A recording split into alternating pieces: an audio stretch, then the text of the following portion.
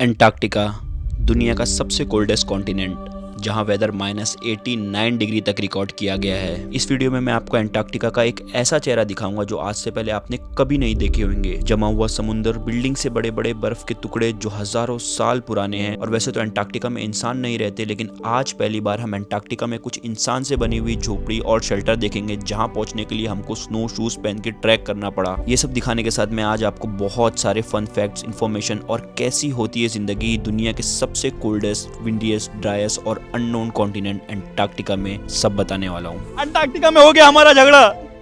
ओ भाई, झगड़ा चालू हो गया। अब इसका कैच आ गया हाथ में।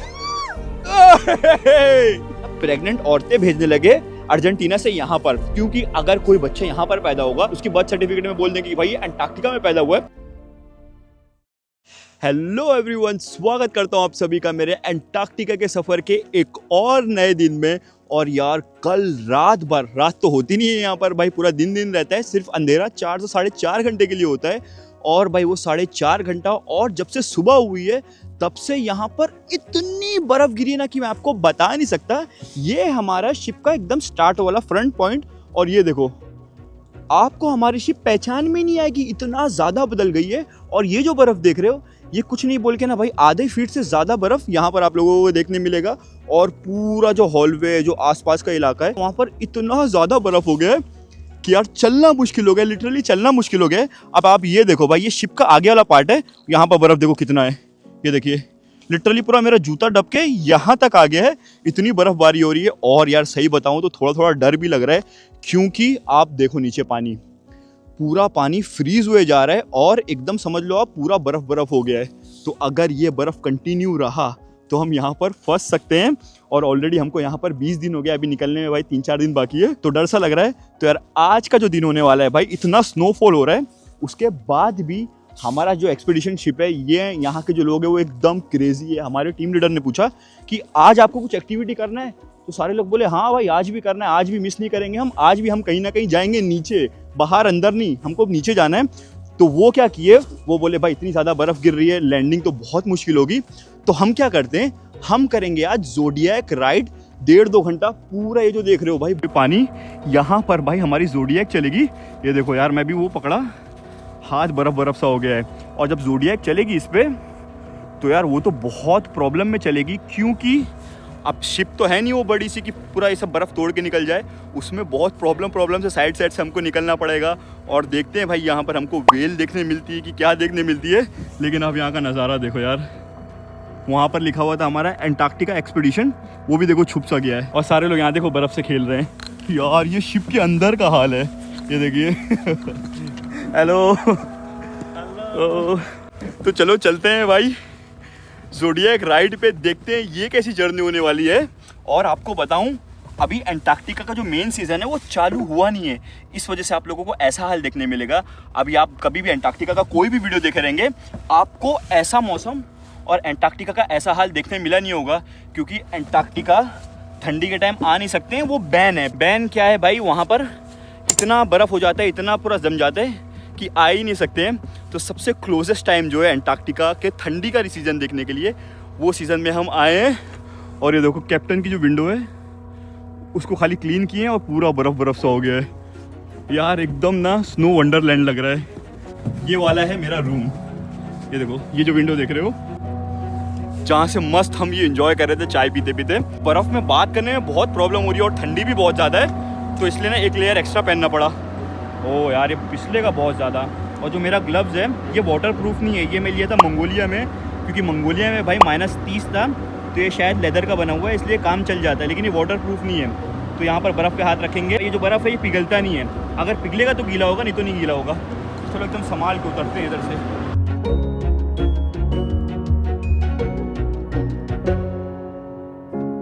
तो यार आज की वीडियो में आप लोगों को देखने मिलेगा एक कम्प्लीटली डिफरेंट एंटार्क्टिका। और आज भी आप लोगों को मैं बहुत सारे अलग अलग फैक्ट और बहुत सारी चीज़ें भी बताने वाला हूँ। ये देखो कैसा बर्फ़ आने लगा मुंह पे। और ये बारबेक्यू का सेटअप देखो, हमारा बर्फ़ बारबेक्यू के अंदर आ गया है, ये देखो। ये ऊपर से कवर हो गया है। ओह भाई, ये तो अंदर पूरा भर गया है। अरे यार, ज़ोडिएक का हाल देखो। अब ऐसे ज़ोडिएक में हम कैसे जाएंगे। ये देखो पूरा बर्फ से भर गई है। चलते हैं नीचे।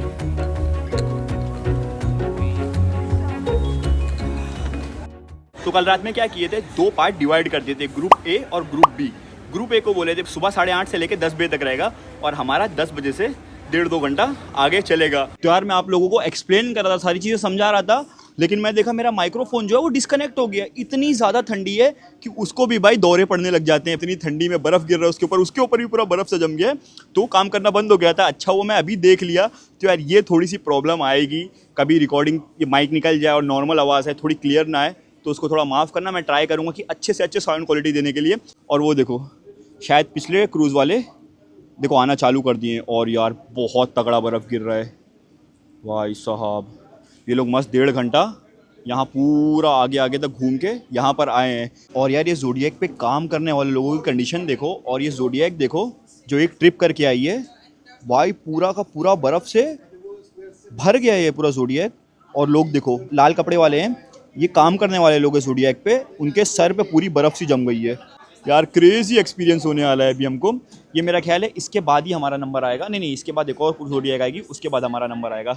चलो यहाँ पर इंतज़ार करते हैं और ये बर्फ़ जो गिर रहा है उसको देखते हैं। भाई यहाँ पर तो कोई जगह सेफ़ नहीं है। ये देखो ऊपर से थोड़ा सा गैप है, वहाँ से भी नीचे बर्फ़ आने लगा है। और यार ज़ोडिएक की स्पीड देखो कितनी स्लो चल रही है। नॉर्मली आप लोगों ने देखा होगा बहुत स्पीड में उड़ाते उड़ाते लेके जाते हैं, लेकिन यहाँ तो पॉसिबल नहीं है, इसलिए एकदम स्लो एकदम हल्का सा सेल कर रहे हैं। और एक आगे और निकल गया है। और यार इतनी हैवी स्नोफॉल मैं कभी नहीं देखा। देखो एक ये जो ग्रुप दिखा रहा था, ये लोग अभी निकल रहे हैं। यार निकलते साथ ये लोग बर्फ़ से भर गए हैं। मैं आप लोगों को ना अपनी कंडीशन दिखाऊंगा शिप में, आप लोग देखेंगे इसी वीडियो में कितना बर्फ़ आता है। और देखो जहाँ से ज़ोडिएक जाती है वो गर्मी की वजह से मोटर की यहाँ पे रास्ता बनते रहता है।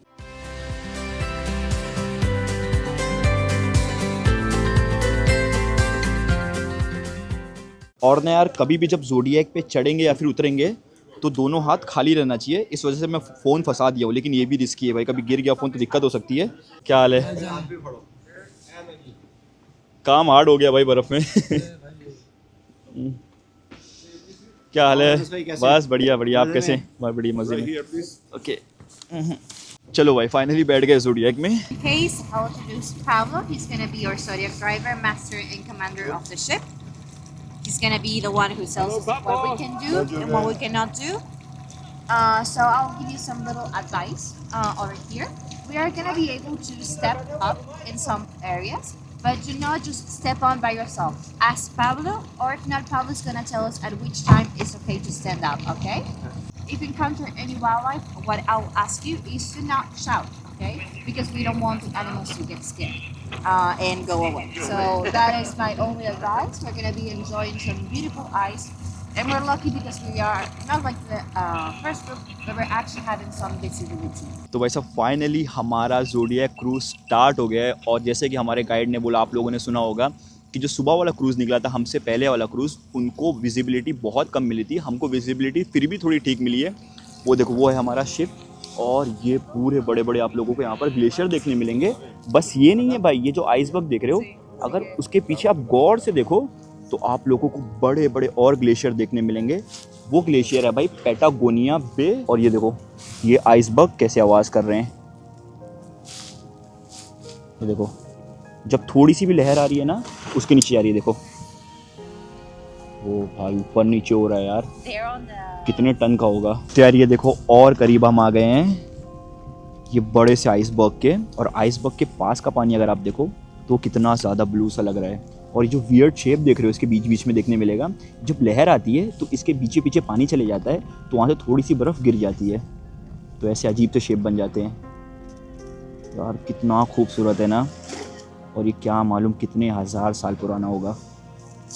अलग दुनिया है यार ये पूरी। और ना अभी विजिबिलिटी धीरे धीरे और क्लियर हो रही है, तो पीछे के बड़े बड़े ग्लेशियर भी थोड़ा थोड़ा दिखना चालू हो रहे हैं। वो देखो, अगर गौर से देखो तो आपको देखने मिलेंगे।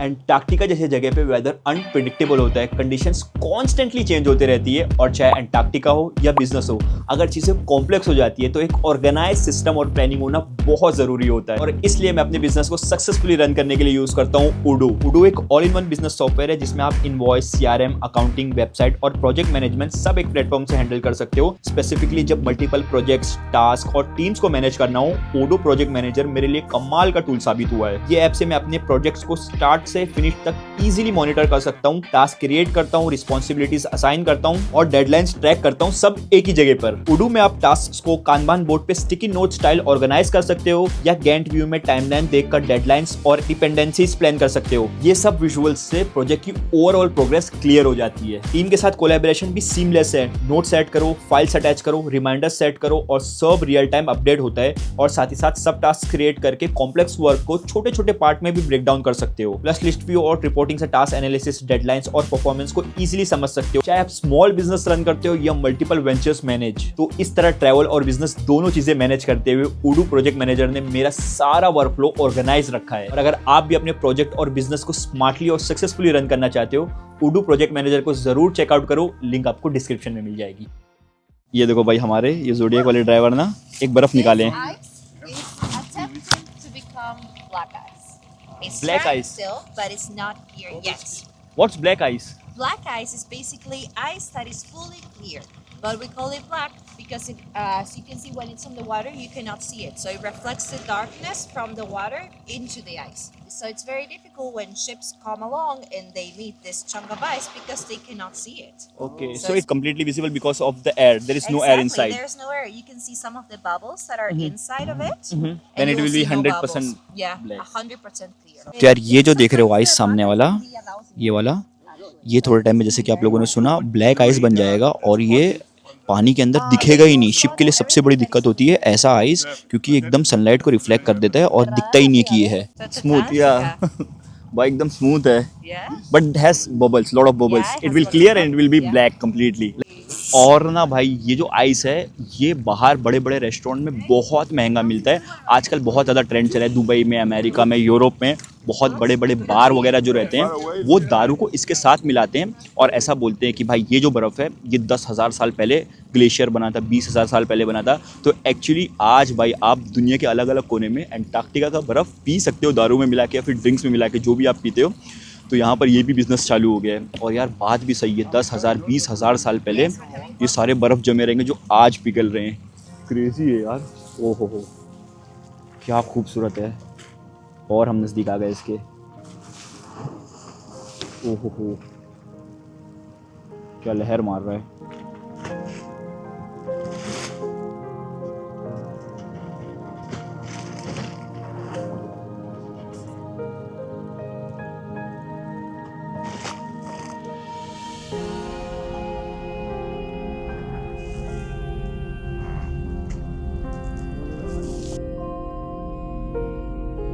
ये ब्लू ब्लू इतना सारा क्यों दिख रहा है? क्योंकि इसका बड़ा हिस्सा नीचे है। जैसे कि आप लोगों को बता चुका हूँ, ये सिर्फ 15 से 20%, 10% ऊपर रहता है, बाकी 90% नीचे रहता है। तो ये बहुत नीचे तक गया हुआ है। ओह,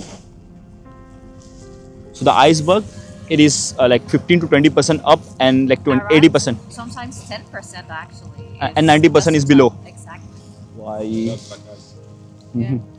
जैसा आप लोगों ने सुना, कोई कोई तो 10% तक रहते हैं, बाकी 90% नीचे। और यार अभी मैं पूछा हमारे गाइड से कि यार ये जो सारा कुछ बर्फ़ देख रहे हो ये मतलब जम तो नहीं जाएगा पूरा पानी? तो वो बोले ये जो बर्फ़ देख रहे हो ऊपर, ये सारा कुछ स्नोफॉल है जो अभी स्नोफॉल में हुआ है नीचे पिछले 2 से 3 दिन में, 4 दिन में, 5 दिन में। जो बर्फ़ गिरा है ये वो बर्फ़ है। ये जो सी वाटर है ये फ्रीज़ नहीं हुआ है, वो फ्रीज़ सिर्फ सर्दियों में होता है और उसके लिए बहुत टाइम लगता है। हम चल रहे हैं ना, थोड़ा क्रैक पड़ रहा है। तो भाई साहब आप इमेजिन कर सकते हो गर्मियों में ये टाइम चल रहा है, गर्मियों में एंटार्क्टिका ऐसा रहता है। तो सर्दियों में आप इमेजिन ही नहीं कर सकते हो, क्योंकि यहाँ पर होती है पोलार नाइट। उस वक्त ये सारा कुछ जम जाता है। और आप लोगों को शायद एक दिमाग में बात आई होगी कि सारे जो पेंगुइन है वो तो खाते हैं भाई मछलियाँ और नीचे क्रिल जाके खाते हैं, तो वो लोग क्या करते रहेंगे? तो भाई जो पेंगुइन होते हैं वो 4 महीने के लिए पानी के अंदर चले जाते हैं, वो बाहर नहीं आते, वो अंदर खाते पीते हैं। क्योंकि अगर वो बाहर छूट गए तो वो सर्वाइव कर ही नहीं पाएंगे क्योंकि उनको समुद्र जा ही नहीं सकते, अंदर पूरा बर्फ़ हो जाता है। तो पेंगुइन भी इतने हार्डकोर स्विमर होते हैं और पानी के अंदर रहते हैं। वैसे तो मैं आपको बता चुका हूँ भाई, पेंगुइन्स जो होते हैं वो 75% पानी के अंदर रहते हैं अपनी पूरी ज़िंदगी में। 25% वो बाहर आते हैं ब्रीड करने, अंडा देते हैं, फिर वो भाई मेटिंग करते हैं और बच्चे पालते हैं। इस वजह से वो बाहर आके वहाँ पर रहते हैं। जैसी सर्दी चालू होती है वो पानी के अंदर चले जाते हैं। और सील का भी ऐसी सेम सीन है, वो लोग थोड़ा टाइम बाहर आते हैं, बाकी टाइम वो पानी के अंदर चले जाते हैं। और ये बता रहे थे कि जो वेडल सी की सील होती है उनके दांत अगर आप देखोगे ना तो पूरे डैमेज रहते, टूटे रहते हैं। उसकी वजह ये है, जब सर्दियों में उनको थोड़े टाइम के लिए हवा लेना रहता है या फिर ऊपर आना रहता है, वो अपने दांत से बर्फ़ को खोद के ऊपर आके बबल बना के थोड़ी सी सांस लेते हैं। तो ऐसी ज़िंदगी यहाँ पर वाइल्ड लाइफ चलती है। और ये देखो भाई, ऐसा लग रहा है कोई हम कोको कोला पी रहे हैं उसके अंदर बर्फ़ डाले हैं। वो देखो भाई साहब, हमारे ग्रुप के एक बंदे, वो सीधा भाई जो बर्फ़ है बॉटल के अंदर भर लिए और उसको लेके जा रहे हैं। This will be salty or it will be like fresh? No, this will be salty. Salty. Crazy. ये भाई, ये पियेंगे काका सॉल्टी पानी। तो यार अभी आप लोगों ने ना एक बर्ड देखा होगा, वो है स्नो पेट्रल, जो बहुत कम स्पॉट होता है। सोचो ये मौसम में, ऐसे वेदर में भाई वो सरवाइव कर रहे हैं यहाँ पर। वो ऐसे वेदर में अपना खाना ढूंढ रहे हैं। कहाँ से ढूंढ रहा होगा, कैसे ढूंढ रहा होगा भाई, हम इमेजिन ही कर सकते हैं। मैं आपको उसका फ़ोटो दिखा दूंगा साइड में जो उड़ के गया। अभी और भी दिखेगा तो मैं आपको दिखाता हूँ। ये देखो और बर्फ़ भर रही है काका, काका बर्फ़ भर रहे हैं।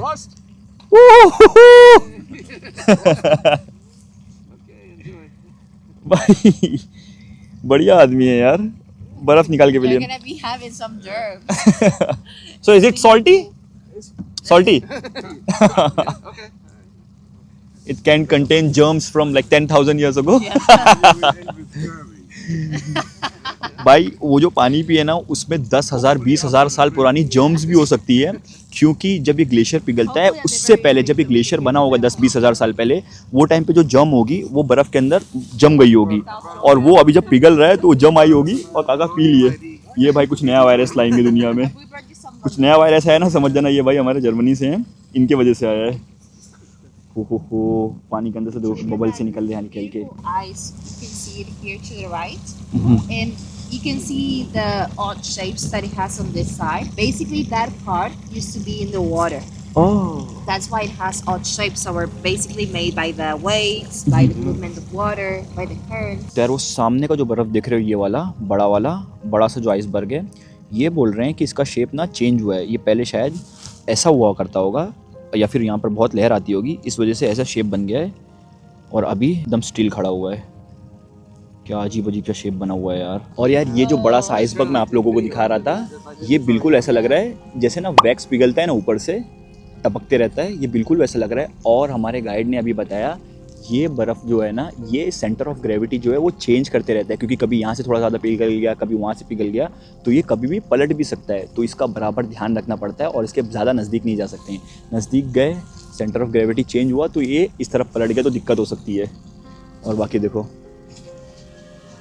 कैसा लग रहा है यार, वैक्स पिघल रही है। बर्फ़ का इतना वजन है ना, यहाँ आसपास इतनी सारी बर्फ़ है कि वेव्स आ नहीं पा रही है। तो देखो एकदम स्लो सी वेव्स आ रही है, ये देखो। यहाँ से कितना खूबसूरत दिख रहा है यार। कमेंट करके बताओ आप लोगों ने कभी अपनी ज़िंदगी में इतना खूबसूरत चीज़ देखी है।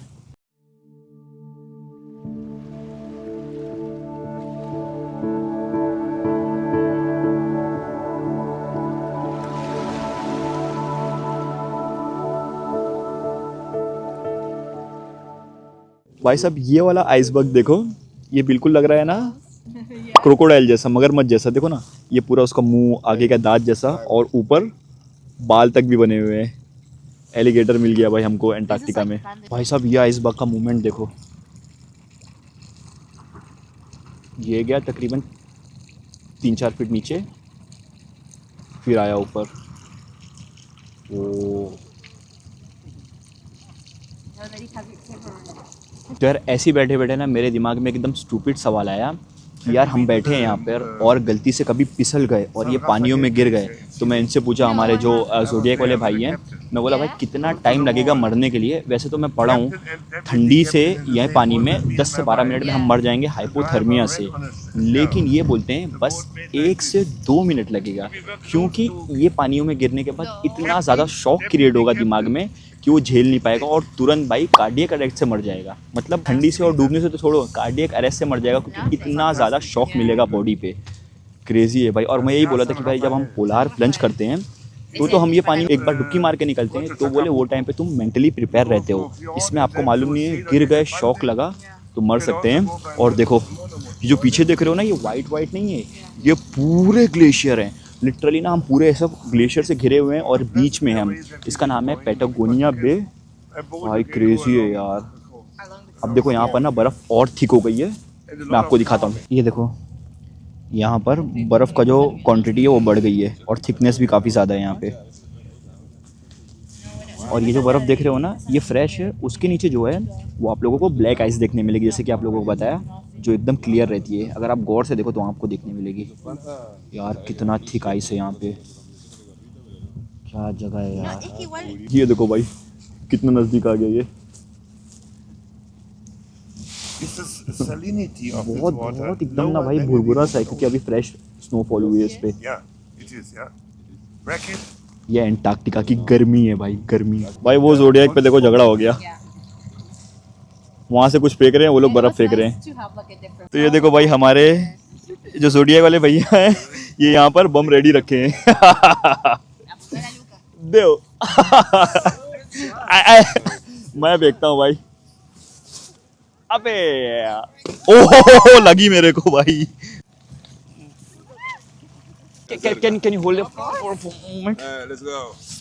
You have all the ammo there. No. He broke all apart. I don't want to dive in this water. 2 minute में खेल खत्म। एंटार्क्टिका में झगड़ा हो गई भाई, पीसफुल जगह में हमारी झगड़ा हो गई। अरे यार अब पानी चले गया यार थोड़ा सा। ओह यहाँ पर वो बड़ा बम बना रहे हैं भाई साहब। हमारा बंदा तो फुल स्पीड बढ़ा दिया है, ये छोड़ेगा नहीं उनको भाई। वो देखो वो लोग आगे भागे जा रहे हैं और वो राज भैया भी गोले तैयार कर रहे हैं। वो देखो अरे भाई 5 बम रखे, लेकिन तुम्हारा छोटा है, बड़ा तो यहाँ पर रखा हुआ है, वो रखा हुआ है वहाँ पे। भाई वॉर चालू हो गया है। ओए ओ भाई झगड़ा चालू हो गया। अब इसका कैच आ गया हाथ में। छुप के मारो, छुप के नीचे। अंटार्कटिका में हो गया हमारा झगड़ा, बड़ा झगड़ा हो गया।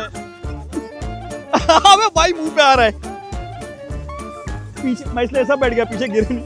ये देखो बड़ा अगर पीछे गिरा तो 1 मिनट में खेल खत्म। वाह हाथ गीले हो गए। You won, we won because of you. भाई 2 देशों में अभी भी चल रही झगड़ा, वो 2 देश में झगड़ा चालू है। वो चिली अर्जेंटीना, ये इंडियन बोट है। उन लोगों को झगड़े में फंसा के हम लोग आगे निकल गए। कोई उठा के यही मार दे भाई, अपने इंडियन लोग रहे ना तो कूद के बर्फ से मार दे पूरा। ओ भाई वहाँ तो सीरियस मैटर चल रहा है। वो देखो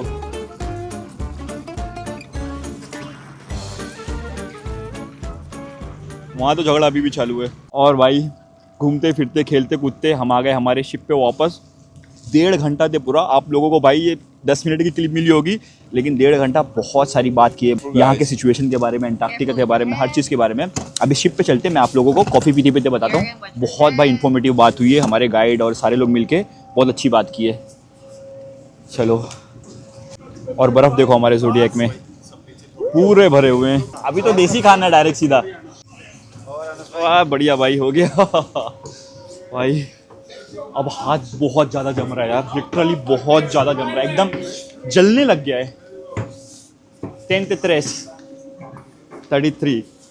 मेरा नंबर जो है बिल्ला नंबर वो 33 है, तो मेरे को स्पेनिश में याद हो गया। इसको बोलते हैं 33 को 33। 3 तो 3 को बोलते हैं, 1, 2, 3, 4, 5, ये स्पेनिश में नंबर है और इसको बोलते हैं 33 या फिर 33। अब चलते हैं ऊपर। भाई यहाँ पर आते हैं, यहाँ पर भी अटैक हो रहा है। New attack. ओ भाई, ओ भाई भाई भाई, जो भी हमारे ऊपर हमला हुआ है उसका बदला लेना बनता है। बड़ा बॉल बनाऊंगा एकदम। Perfectly landed. हमारी स्ट्राइक एकदम परफेक्ट थी, एकदम एक्यूरेट थी। सीधा जाके निशाने पे लगी। हाँ नहीं भाई, नहीं थोड़ा मैं हार्ड कर रहा हूँ। नहीं चोट थोड़ी ना लगा। तुम तो सीधा दर्द तो है ना यार। भाई ये सीढ़ी पे चढ़ोगे ना, कोने कोने पे देखो ना, छुप के खड़े हैं लोग। भाई बोर्ड पे दो अटैक, आ जाओ बोर्ड पे दो। किसको दूं भाई? अरे ये तो हमारे वाले थे भाई, जिनके साथ हम गए थे। इनको थोड़ी ना मारेंगे हम। और कौन बचता है? किसको दूं? अरे राज भैया को। राज भैया को आप आपस में ये तो अब भाई, मेरा फोन देखना, मेरे फोन की रिकॉर्डिंग लो। देख इसके फोन पे लगा जाके। मैं आपको एक क्लिप दिखाऊंगा जो मैं देख रहा हूँ। ओ भाई अटैक हो रहा है। बहुत मेहनत से साफ किया था इसको मैं। भाई 30 के लिए गाना गा रहे लोग।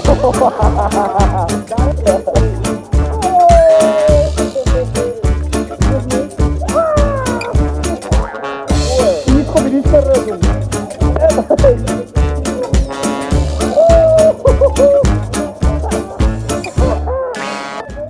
मेरी बिल्डिंग निकल गई है।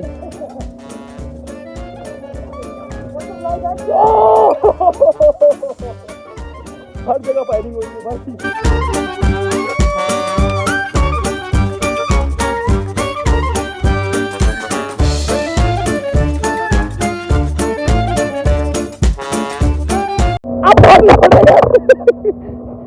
चार लोग आ गए। ओ भाई ये कंडीशन में यहाँ देखो, जा रहा हूँ वापस रूम में। भाई मेरी फील्डिंग सेट हो गई थी। 5 लोग मार रहे थे मेरे को भाई। 5 लोग मार रहे थे। तो पीछे क्यों रहा?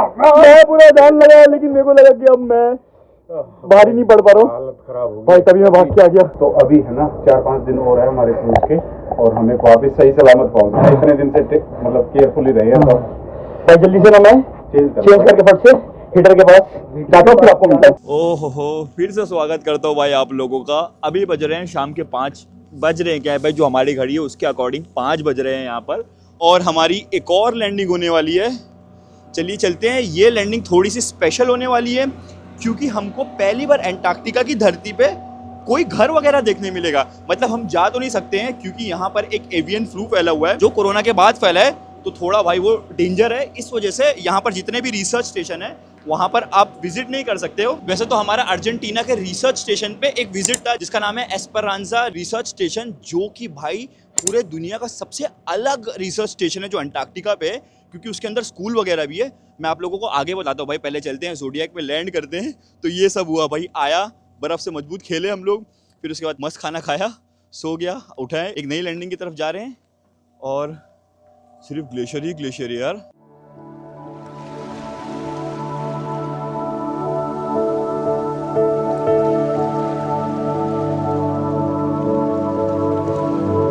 तो भाई फाइनली हो गई है हमारी लैंडिंग। ये देखो सामने ज़ोडिएक से उतरे हैं, और ज़ोडिएक से उतरते साथ ये देखो, ये कबूतर जैसा बर्ड जो है ये भी यहाँ पर देखने मिल रहा है। इसको बोलते हैं भाई एंटार्क्टिक शीथ बेल्ट।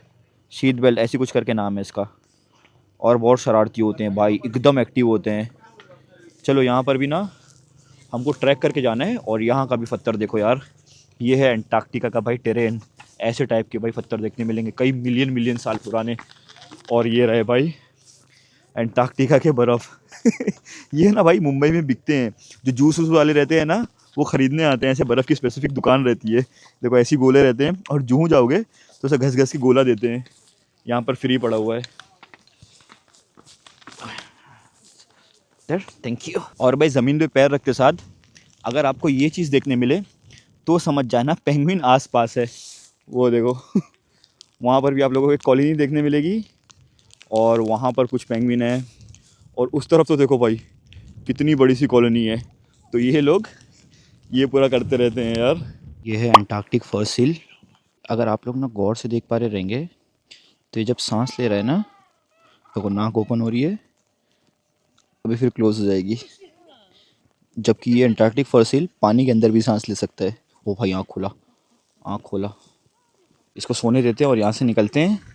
और इस तरफ पूरे आप लोगों को पेंगुइन की कॉलोनी देखने मिलेगी। और भाई बहुत बास आ रही है यार, पूरी पूरी टीम है यहाँ पे। और यार यहाँ से पीछे का नज़ारा देखो, ये भी कितना खूबसूरत सा लग रहा है। भाई साहब वो देखो, वहाँ पर एक ग्लेशियर गिरा। वो जो ब्लू ब्लू सा देख रहे हो ना, ये यहाँ पर बड़ी ज़ोरदार आवाज़ आई अभी। बहुत दूर है लेकिन इसलिए क्लियर दिखेगा नहीं। वो देखो वहाँ पे। और यार अगर आप पीछे देखोगे, वो है हमारा शिप। और जब हम शिप से आ रहे थे, मैं आप लोगों को एक चीज़ दिखाया था। ये देखो, आप लोगों को एक बड़ा सा एंटीना जैसा देखने मिलेगा। वो एक लैंडमार्क है। अगर यहाँ से कोई शिप आता जाता है तो उसको नेविगेट करने के लिए उसके अंदर जीपीएस भी लगा हुआ है। तो ये देखो भाई, जैसा कि मैं आप लोगों को बता रहा था, यहाँ पर दो छोटे छोटे सप्लाई स्टेशन जैसे आप बोल सकते हो, एक अर्जेंटीना का है और एक ब्रिटिशर्स का है। ये देखो, आप लोगों को अर्जेंटीना वाला यहाँ पर देखने मिलेगा। छोटा सा हट है, उस पर अर्जेंटीना का झंडा है। और यहाँ पर एक और झोपड़ी सी देखने मिलेगी। और अगर पीछे का नज़ारा देखो, पूरी कंप्लीट सफ़ेदी। और ये पूरे हमारे अंटार्कटिका के सफ़र में पहली बार इंसान से बनाई हुई चीज़ हम देख रहे हैं। क्योंकि आप में से बहुत सारे लोगों को मालूम होगा, अगर नहीं मालूम है तो मैं बता देता हूँ।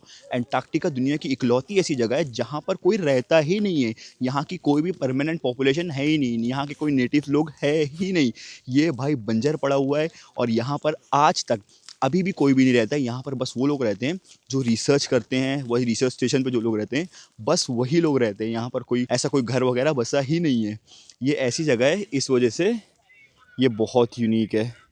देखो, अर्जेंटीना के झंडे के साथ। और अगर आप इस तरफ देखो तो इस तरफ भी एक बस नेविगेशन के लिए वो लगा के रखे हैं, ताकि मालूम रहे कि इस तरफ है। क्योंकि जब सर्दी होती है तो कुछ दिखता नहीं है, तो उससे ये लोग ट्रैक कर करके इस तरफ तक आ सकते हैं। तो भाई ये देखो, वो जो झोपड़ा देख रहे हो अर्जेंटीना वाला, वहाँ तक हम जा रहे हैं। और ये देखो, ये पहन के हमको जाना पड़ेगा क्योंकि बर्फ़ बहुत ज़्यादा है और इससे बर्फ़ में हम धसेंगे नहीं अंदर। ये हमारे टूर गाइड हमको मदद कर रहे हैं यार। और पिंक पिंक सा मिला है मुझे। राज भैया को तो चलो ब्लू वाला मिल गया है। तो यार ये पहन के कैमरा चला नहीं सकते, तो मैं इसको रखता हूँ और आप लोगों को डायरेक्ट वहाँ पर मिलता हूँ। कर ले एक्टिंग जो करनी है तेरे को। तुम्हारे पे पूरा लेंस में पानी आया है।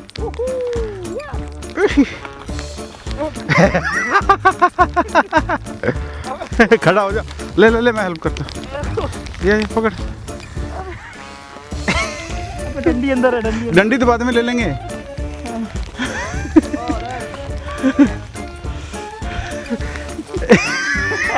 ये वीडियो मैं डालूंगा। एक्टिंग कर रहा था। नहीं, क्या बोल रहा था, क्या बोल रहा था? तो यार ये देखो, वहां से पूरा चलने के बाद फाइनली हम पहुंच गए हैं। ये है भाई, ये अर्जेंटीना का है और ये है ब्रिटिश गवर्नमेंट का। और आप लोगों को मैं बोला था भाई, ये छोटा मोटा रिसर्च स्टेशन या फिर ट्रांजिट सेंटर है। लेकिन अभी हमारे गाइड ने बताया, मुझे तो इसके बारे में मालूम नहीं था क्योंकि ये छोटी छोटे से साइट है, इसके बारे में इंटरनेट में ज़्यादा कुछ डिटेल होती नहीं है। तो ये जो देख रहे हो, ये है इमरजेंसी शेल्टर। अगर इनकेस कोई अंटार्कटिका में फंस जाता है तो इसको यूज़ कर सकता है। और ये अभी भी ओपन है किसी के भी लिए। तो सीन ऐसा है भाई कि अगर आप अंटार्कटिका घूमने आते हो या फिर कुछ यहाँ पर आप आके एक्सपीडिशन कर रहे हो और इनकेस कभी आप फंस गए या फिर कुछ प्रॉब्लम हो गई, तूफान में फंस गए, तो आप ये शेल्टर यूज़ कर सकते हो। एक ब्रिटिश गवर्नमेंट लगा के रखी है, एक अर्जेंटीना की गवर्नमेंट लगा के रखी है। क्योंकि ये दोनों को भाई यहाँ पर अपना दबदबा दिखाना था, तो इस वजह से ये लगा के रखे हैं। और ये बोले इनकेस कभी आप भी फंसते हो तो आप भी इसको यूज़ कर सकते हो। और इसके अंदर जो देख रहे हो, ये दोनों के अंदर बहुत अच्छे से बेडरूम लगे हुए हैं और साथ में भाई खाने पीने की भी चीज़ें हैं। तो चलिए मैं आप लोगों को नज़दीक से दिखाता हूँ यहाँ पर क्या लिखा है। सबसे पहले ना ये ब्रिटिश वाले साइड पे चलते हैं। मैं अपना डंडा वहाँ पर छोड़ दिया हूँ। मैं बोला भाई उसको कहाँ लेके जाऊँ अभी, अगर ये नहीं रहता ना भाई, पूरा ना बर्फ़ के अंदर पैर चले जाता। ये है यहाँ का भाई इमरजेंसी शेल्टर। और अगर आप उसको देखो, उसके दरवाजे पे लिखा हुआ है historic site and monument number 84। और इस जगह का नाम है डेमो पॉइंट। आप इंटरनेट पे जाके इसके बारे में चेक कर सकते हो और डिटेल आप लोगों को देखने मिलेगी। यहाँ पर लिखा हुआ है protected under the Antarctic treaty system and care for the United kingdom Antarctica heritage trust. जैसे कि आप लोगों को बताया, अगर कोई फंसता है तो यहाँ पर सारा इंतजाम है भाई। अंदर जीपीएस भी, आप कांटेक्ट भी कर सकते हो, आपको लोग रेस्क्यू करने भी आएंगे। यहाँ पर कुल्हाड़ी रखी हुई है, इसे दरवाज़ा तोड़ सकते हो या फिर खोल सकते हो। और साथ ही साथ भाई आप लोगों को अंदर इतना खाना मिल जाएगा कि अगर कितने महीने बाद भी अगर आपको यहाँ पर मदद आएगी ना, तो आप यहाँ पर सर्वाइव कर सकते हो। तो ये काफ़ी अच्छा बना के रखे हैं। और अगर देखो पूरा बर्फ़ है और ये थोड़ा नीचे बना हुआ है। यहाँ पर बड़े बड़े आप लोगों को पत्थर के पिलर देखने मिलेंगे, लकड़ी की सीढ़ी है और काफ़ी ठीक ठाक कंडीशन में है यार। सोचो ये कितने साल पहले बना है, आप लोगों को स्क्रीन पे दिख के आएगा और अभी भी मेंटेन सा रहता है। तो ये है ब्रिटिश वाला। चलो हम चलते हैं वो अर्जेंटीना वाले साइड पे, देखते हैं वहाँ कैसा है। तो ये देखो भाई, हम ये अर्जेंटीना वाले के पास में आ गए हैं। अर्जेंटीना वाला भाई काफ़ी छोटा और काफ़ी बुरी हालत में है। ये देखो, इसकी पूरी खिड़की उड़की टूटी हुई है और ये पूरा टीन से बना हुआ है। वो तो भाई मस्त एकदम अच्छे से लकड़ी से बना हुआ था, ये टीन से बना हुआ है। चलो थोड़ा आगे से चलते हैं, घूम के उस तरफ देखते हैं क्या है उसके दरवाजे पे। और अगर आप पीछे का नज़ारा देखो, क्या खूबसूरत है यार। ये खूबसूरती तो आप लोगों को बहुत बार दिखा चुका हूँ, इससे ज़्यादा उस पर फोकस नहीं कर रहा हूँ। अभी हमारे लिए सबसे यूनिक चीज़ ये है। अरे भाई, ये तो फिसल जाऊँगा, संभाल के। ओए चलो। ओ भाई, इसका दरवाज़ा तो थोड़ा सा ओपन सा लग रहा है। अरे यार, ये तो बहुत ख़राब हालत में है। ये देखो, इसका नाम यहाँ पर लिखा हुआ है, देखो, अरमाडा अर्जेंटीना, स्पेनिश में लिखा है। तो यार अभी आप लोगों को देख के लग रहा होगा इसकी कंडीशन कितनी ज़्यादा ख़राब है, लेकिन अगर इनकेस कभी फंस जाओगे तो सोचो भाई ये कितना ज़्यादा काम आएगा आप लोगों को। क्योंकि यार ये पूरा बर्फ़ की चादर है, यहाँ पर कोई शेल्टर नहीं है ना। यहाँ पर अंटार्कटिका में कोई नेटिव ट्री होती है बड़ी बड़ी, जिससे आप सर्वाइव कर सकते हो। तो आप कोई शेल्टर खुद से बना ही नहीं सकते हो। अदरवाइज़ कहीं आप कोई आइलैंड में फंस जाओ तो वहाँ पर एटलीस्ट आपके पास पेड़ वगैरह तो रहते हैं जिससे आप थोड़ा शेल्टर बना लो। यहाँ पर ऐसा कुछ भी नहीं है। तो ये जो टूटा फूटा झोपड़ा देख रहे हो, ये कितना ज़्यादा काम करेगा। और ऊपर वो देखो सीट बेल्ट बैठा हुआ है और पूरा चारों तरफ आप लोगों को बस ऐसा नज़ारा देखने मिलेगा। चलो भाई, हमारी जो लावारिस डंडी यहाँ पर पड़ी थी इसको उठाते हैं। और ये हमारे टूर गाइड भाई अकेले बचे हैं, बस वहाँ पर एक आदमी है और मैं हूँ। सारे लोग वहाँ पर निकल गए। जल्दी जल्दी चलते, नहीं तो हमको ये यूज़ करना पड़ जाएगा। चलो ये पिंक सी डंडी उठा के यहाँ से निकलते हैं। बाकी काफ़ी आसानी हो गई इससे यार, थोड़ा साइज़ बड़ा मिल गया, लेकिन कम से कम बर्फ़ के अंदर धंस तो नहीं रहा है पैर। ये देखो बहुत बर्फ़ गिरा हुआ है यहाँ पे। चलिए, तो भाई साहब फाइनली मैं आ गया वापस हमारे शिप में और अभी बज रहे हैं ऑलमोस्ट 8:30 के करीब। और आप उजाला देख सकते हो कितना ज़्यादा है। आज है सनसेट का टाइम 9:19। और जैसे जैसे दिन जाते रहेगा यहाँ पर भाई पूरा उजाला रहेगा भाई। गर्मियों में यहाँ पर 24 घंटे लाइट रहती है। बड़ा खूबसूरत, बड़ा अलग कॉन्टिनेंट है यार। चारों तरफ हम ग्लेशियर से घिरे हुए हैं। और यार मैं आप लोगों को सुबह बता रहा था, जब हम वो खेलने लगे थे बर्फ़ से, उससे पहले ना हम बहुत सारी बात कर रहे थे, डिटेल अंदर की बात जो बहुत कम लोगों को मालूम है। हमारे जो गाइड है वो हमको बता रहे थे। तो कैसा है ना, हमारी जो आइटनरी थी, ये टोटल जो पूरा एक्सप्लोर था, ये पूरा एक्सपीडिशन था, उसकी आइटनरी के अकॉर्डिंग हमको एस्पेरांजा बेस भी जाना था, जो अर्जेंटीना का एंटार्क्टिक रिसर्च सेंटर है। और हम भाई विजिट करते करते रह गए, क्योंकि जैसे कि आप लोगों को थोड़ा सा बताया, यहाँ पर एंटार्क्टिका में अभी एवियन फ्लू बढ़ रहा है, जो कि एक बर्ड फ्लू होता है। 2020 के करीब में पहला केस मिला था। उसके बाद 2023 तक आसपास के जो सब एंटार्क्टिक आइलैंड है, जैसा फॉकलैंड आइलैंड हो गया, साउथ जॉर्जिया आइलैंड हो गया, तो साउथ जॉर्जिया आइलैंड पे भी कुछ पेंगुइन पॉजिटिव पाए गए थे ये फ्लू से। और अभी रिसेंटली भाई एंटार्क्टिका पेनिनसुला में भी बहुत सारे मरे हुए बर्ड और मरे हुए जो पेंगुइन है उसमें भी ये फ्लू पाया गया। इस वजह से बैन कर दिए भाई जो सारे रिसर्च स्टेशन है, वहाँ पर टूरिस्ट जा नहीं सकते हैं। वैसे भी पहले जो यहाँ पर शिप आते थे, क्रूज शिप, तो वहाँ जा ही नहीं सकते थे। जो एक्सपीडिशन शिप आते थे वो अंदर जाके बेस में लिटरली विजिट करते थे और बहुत भाई अच्छा वहाँ पर एक्सप्लोर करते थे। और जो शिप में हमारी बात हो रही थी ना, वो ये बात हो रही थी जब एंटार्क्टिका के पीछे लोग पड़े थे कि अब यहाँ पर हमको कॉलोनी बनाना है, हमको यहाँ पर कब्जा करना है, हमारे को एक टुकड़ा चाहिए एंटार्क्टिका का। तो उस टाइम पे ना बहुत भगदड़ मची हुई थी कि एंटार्क्टिका जाके क्लेम कर रहे थे कि भाई ये मेरा क्लेम है, वो मेरा क्लेम है।